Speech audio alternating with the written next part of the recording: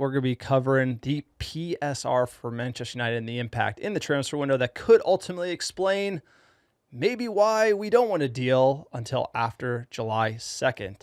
You want to give us a high level of the PSR, and we'll kind of jump into where United are and how the accounting tricks could delay some deals into the next fiscal year. Yes, so PSR is evaluated on a 3-month rolling basis.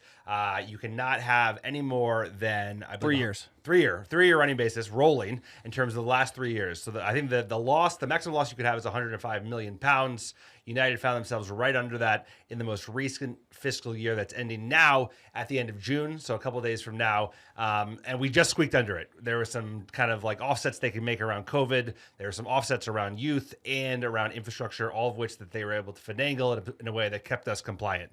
So one of the arguments to be said about why are we not dishing any of the dead wood yet, nothing's happened in June, is because, hey, we have a clean cycle right now for this fiscal year. The new fiscal year is going to start in a couple days.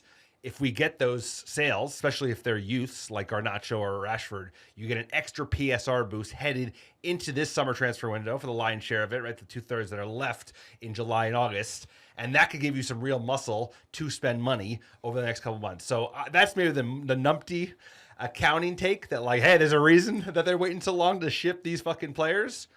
But I hope that is the truth. It would make sense. You know, they don't want to, like, basically get a big gain right before they're already compliant, and then you can't carry that forward the same way you would if it was done 3 days later or 5 days later. So it makes sense to me, but it's all going to come out in the wash in the next 2 weeks, because if they're not getting deals done, then it didn't matter. They were just kicking tires and basically unable to sell Marcus Rashford to Barcelona, who want a great deal, and they will likely get a great deal. What are your thoughts, sir? You think PSR is having a play in terms of why United have acted the way they've acted thus far this transfer window?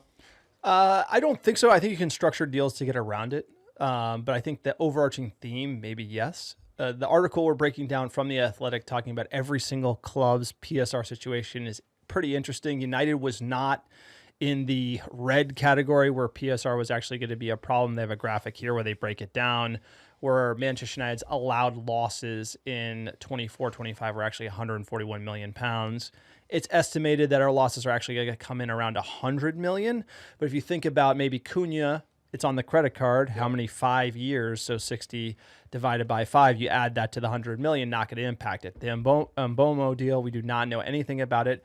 So maybe we're waiting on that one until July. Maybe we're comfortable with dragging that bidding process out.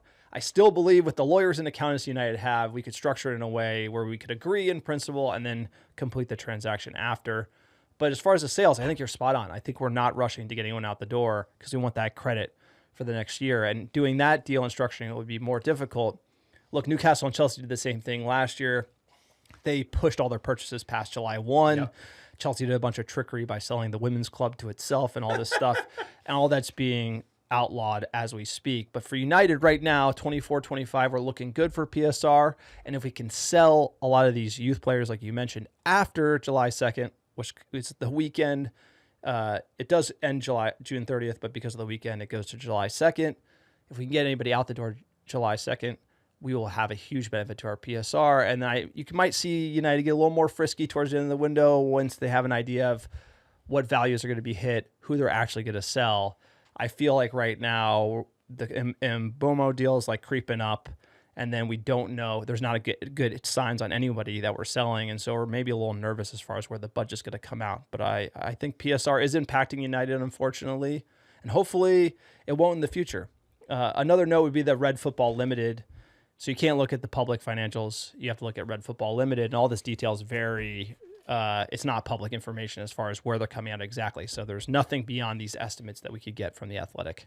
And there's two ways to look at this. There's like the fact that they don't want to get a boost for PSR perspectives or a boost in terms of like profitability for the most previous, the fiscal year that's about to end. At the same time, they might be anticipating losses that they don't want to have hit in the rolling 3-year basis, right? Because we're probably going to, on paper, on a PSR perspective, lose money on Sancho, given what rumors, they're loose rumors, but like that's going to be a PSR money loss. On Sancho, yeah, we're going to lose money on that from a PSR perspective, so that will affect this little cushion you got there. Marcus Rashford's not the same because he's homegrown, but same with Antony. You're going to take a loss on that deal. If we're to do Hoyland, if you're doing Onana, you might take a loss. So it's like We'll see, but I also agree with your perspective. Like, there's a lot of way to structure this shit. Look what Chelsea does. They do all kinds of shady stuff. Yes. Amortization over 7-8 years, even though they said a max of 5, and somehow they finagled around that. So this could be a good excuse. This could also be justification if stuff starts happening in between July 1 and the lads back at Carrington / when they start going tour